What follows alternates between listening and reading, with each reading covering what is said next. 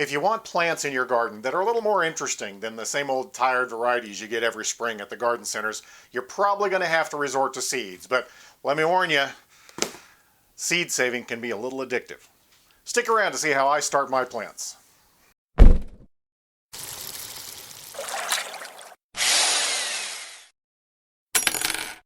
Hey seed savers, I'm Mr. Spork, and these are Mr. Spork's hands. Seeds are a gateway drug to gardening. There's a reason those big, thick, beautiful seed catalogs show up on your doorstep in the dead of winter. I knew a guy that ran a seed company one time, and he said to me he wasn't in the business of selling seeds, he was in the business of selling hopes and dreams, and that's what each one of these packets represent. If you want plants in your garden any time of year that are more interesting than the same old tired dozen or two varieties you get at the home centers every spring, you're probably going to have to resort to seeds. Now, there are some exceptions to things that don't do well starting from seeds. I pulled a few out here. Lavender, you're almost always going to get lavender by splitting an existing plant. Rosemary, you probably want to grow from cuttings, either an existing plant. You can actually grow rosemary from the packages of fresh rosemary in your grocery store if they're fresh enough and if they've been stored properly. Sage is another one that's just really tricky to get to grow from seed. Lupins, the flowers, they don't do really well from seeds without a little bit of help. They do better if you just sow them in the wild in the right environment. And I always get a kick out of tarragon. Tarragon in a packet isn't the tarragon you're going to cook with. This is Russian tarragon that's going to be a nice pretty plant, but it's going to have almost no flavor. Even if the packet, they didn't do it on this one, but sometimes the packets have beautiful pictures of kitchens with chopping boards and cutting knives and things like that. But if you're growing it from seed, it's not French tarragon that has the flavor. French tarragon, you're almost always going to have to buy starts. Thankfully, even up here in Canada, we've started to see starts from plants that don't work from seeds show up a little bit more regularly. Otherwise, I'm going to say 95% of the plants you want to grow, you can start from seeds. Even with all these seed packets in front of me that prove to you I'm a sucker for a $2 or $3 seed lotto ticket, I don't usually buy seeds twice. I'm a big fan of seed saving. You know, that's how plants do it in the wild, and it's very rare that you won't be able to cultivate or collect a seed from a plant that you've grown yourself. I store them in these little paper envelopes. Sometimes, if necessary, I'll put foil wrapping on the inside of them. I try to keep them organized, but you can see it kind of gets out of hand. And I just put them in something that will keep them reasonably airtight. And I actually steal these little drying bags, a silica gel desiccant, so to speak. I save them out of stuff that gets shipped to me, and I throw a couple of those in there just for good measure. If you live in a hot climate, you may want to keep this in a cool room, or even in worst case scenarios, the back of the fridge. That's going to extend the life. But seeds that I've saved for as long as 8 or 9 years I've been able to culture, you're just not going to get as high a germination rate as time marches on. So I've mentioned my herb closet, my grow closet in other videos and on my community tab, and I'm going to show you that in some later videos. I'm going to kind of rapid fire release them, but I figured before I can show you that, I got to show you how to make plants to go into it, because those need the most time and the earliest start. And my helper here said in the middle of editing, hey, you probably ought to tell them how to grow seeds. So let's go show you how to do that. If we want to start with seeds, we've got to have a seed starting mix, and there's a lot of confusion and misconception about what that should include. Remember that seeds in their ingenious design, all seeds, big or small, have all the nutrition they need built right into them for the first few weeks of life. You don't need a rich mix to get a seed going. In fact, you don't want a rich mix because that'll cause the plant to grow too fast, what they call going leggy, which just means it outgrows itself, can't hold up its own weight, keels over and dies. You also want a mix that holds just the right amount of water, not too much, not too little, because if you get too much water, that will encourage damp off, which is kind of a mold that forms over the surface of the soil, and then once again the seeds just give up, keel over and die. So you want to avoid those, and what you do want to focus on is the texture of the soil. We want to encourage really good root growth. We want those roots to be able to go right through and down and grow and spread, and to do that you need to make a soilless seed starting mix. In recent years, most gardeners have realized that peat isn't exactly the most renewable resource, at least not in our lifetimes. It takes a long time to regenerate a peat bog, but this is one of those cases where I think the substitute people have started to use is as good, if not better, than the original, and that's this stuff, coconut coir. Coconut coir is just coconut husks, which are, of course, completely renewable as long as we keep eating coconuts, that's been processed. Sometimes it's ground fine, sometimes it's chunked, shredded. There's all sorts of different textures to the stuff. And oftentimes you'll see it in these compressed bricks just because it's easier to ship, I think. I use this stuff in varying proportions for my seed starting mix and my potting mix, and sometimes if it's cheap enough in bulk, I even work some into my garden soil. My garlic beds seem to love a little bit of coconut coir mixed in. But to use this stuff, you're going to mix coconut coir, vermiculite for water retention, and a big old bag of perlite. That's another texture that, again, opens up the soil and allows those roots to really develop. We'll talk more about the perlite when I go to fill my hydro buckets, but in the meantime, we've got to use this brick, and to get it into a usable state, we've got to soak it. So this is a 625 gram block, and all of them are going to vary a little bit, but they're all going to have directions on the back in these compressed states to tell you how much water you should add to rehydrate it. In this case, a 625 gram block, they called for 4.5 liters. I'm only going to use 4 liters because it's easier to add more rather than take away. If you use too much water, it's not a tragedy. You just have to drain it or squeeze it or put it in a colander to let it drip dry, whatever it takes. But if you start with less water and just work your way up, you'll do a better job. So with my little helper here, I'm going to put 4 liters, not the 4.5 it called for, in to allow it to expand. And I'm going to show you the gratuitous coconut coir time lapse. Oh, I'm also going to use warm water because that's just a little bit faster than cold water. Should take about half an hour.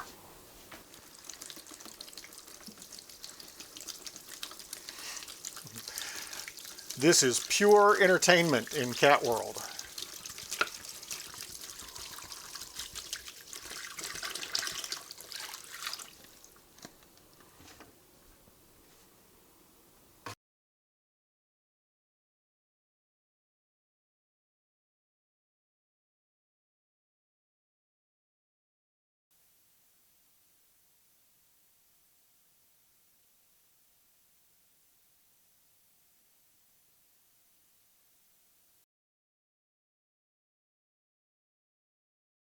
So there you go. You see it doesn't take long at all to expand. If yours is still just a little bit dry, see I got a dry chunk in there. I may add just a little bit more water, but you are ready to go with that expanded coir.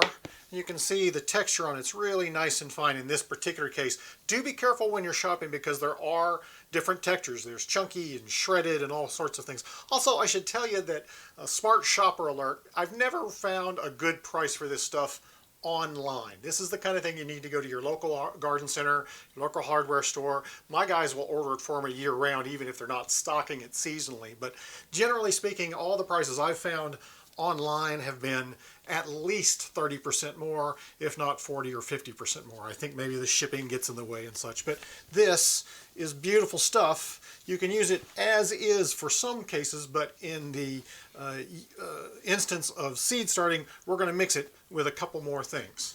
So I'm working inside today. It's just too blasted cold out at the farm to do it, but if you're in an apartment, a small space, you can absolutely do this. I use one of these underbed storage tubs as what I call my portable potting bench. Basically, I've got 4 parts of the recently expanded coir you just saw, and I'm going to put in 1 part of vermiculite. This is going to hold moisture for you in a seed starting mix. And then I want something for more texture. I'm going to do 1 part and probably 2 parts, kind of a shy second part for the perlite, vermiculite, coconut coir. That's all you got to do. And then hands are your best tools here. I'm just going to mix it up. This is still just a little bit damp from being expanded, which is perfect because the vermiculite will pick up some of that moisture, but it gives me a good sense for the texture. And this will be a phenomenal seed starting mix for just about any seed you can think of. Always a few exceptions, but there we go. So into my portable potting bench, I'm going to grab my pots as well as my little homemade tampers. Let me show you how I made those real fast. So all I'm doing here is taking some old scrap pine boards that I had in my wood heap. You could get something like this for $1 or $2 at the cutout section of your hardware store. You just sort of cut them to fit. You can measure accurately, or you can just kind of eyeball it like I'm doing here until you fit the containers you're going to grow in. I recycle a lot of plastic containers. The blue ones you see there are what I get mushrooms in, so I use a whole lot of those. Clip off the corners if you need to, just to make them fit slightly lower than the lip, and it never hurts to do a little bit of hand sanding to knock those edges off. I just take a piece of dowel here to make a couple quick handles. You could use just about anything. You could use a pencil if you really wanted to. Drill the hole so that it will fit a little wooden dowel. I think I got that out of a piece of IKEA furniture. And then, of course, call in your quality inspector to make sure that everything is up to spec. I think after the noise of the saw, everybody went and hid under the bed, but he had to come out and see what the heck was going on. So finish drilling the handles, and then some good old-fashioned wood glue will go into the holes, and also make sure you put a little bit on the dowel itself. Hammer them together nice and tight, and you have yourself a homemade soil tamper that will give you a really nice level seed bed. If you didn't have access to the wood and the saw and such, you could probably take a piece of really heavy, thick packing styrofoam, cut it to fit, and shove a pencil in it. That will probably work just as well. You just want something that's going to give you a nice level base to put those seeds in, and then make sure, of course, that you get the final approval from your inspector. And of course, he's absolutely going to want to do the sniff test. He's always helping. To show you how well my tampers work, I'm just going to take my preferred 4-inch pot and give it a quick little shake, take my little tamper, and that gives me a nice flat seed bed. I can sow seeds on top of that. If you've got something like lettuce that needs light to germinate, you just sow it and tamp it down and you're done. If you're going to use something that needs covering, I tamp it down flat, sow the seed, and then I take just a little bit more and I sprinkle over to the appropriate depth, something like that, and then give it another gentle tamp. There you go. That way you've got good contact between the mix and the seed, which is all it really needs. So let's put up a quick little batch of butter crunch lettuce is what I've got today. I'm just going to take one of my relatively shallow bins because I don't need the depth. These aren't going to grow in this pot for very long.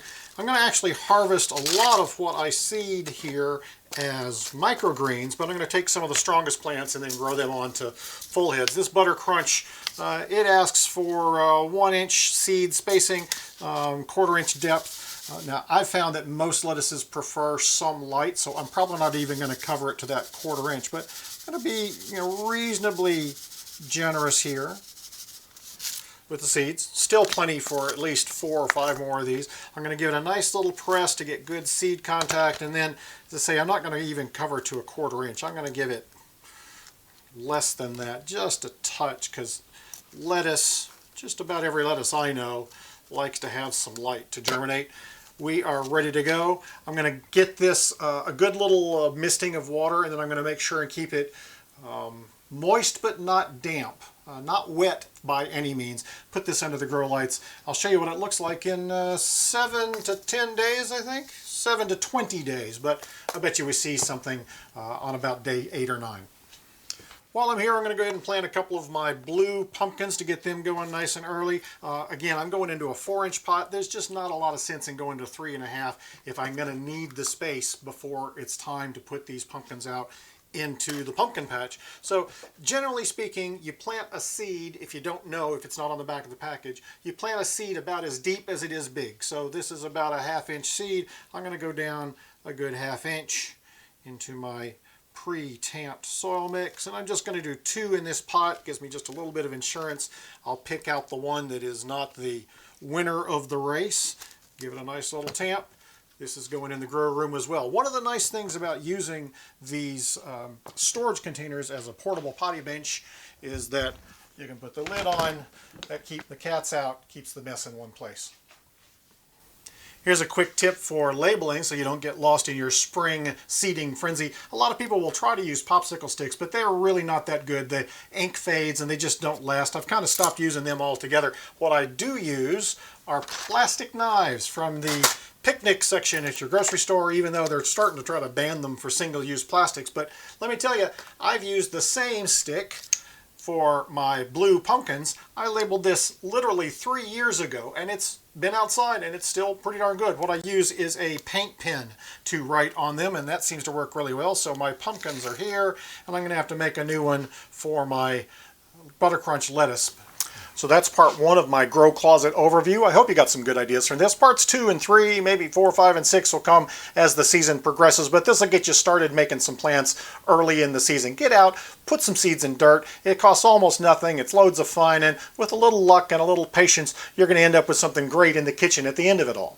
As always, I appreciate each and every one of you taking the time out of your busy day to watch the video, smashing the buttons and pinging the subscribe and all that Insta, Tweety, share stuff. It really does keep me going. If you got a few extra seconds and watch those ads, that helps even more. Everybody can leave me comments and questions down below. I read every single one of them myself, and I've actually started using the community tab here on my YouTube channel, and I'm going to post polls and what's coming up and questions and suggestions for the audience. I want to hear what you guys want to hear, so go check that out if you have the time. Until next time, I'm Mr. Spork. These are Mr. Spork's hands, and now I got to get these guys under the grow lamps. Cheers! Why are you stealing a popsicle stick? You dork.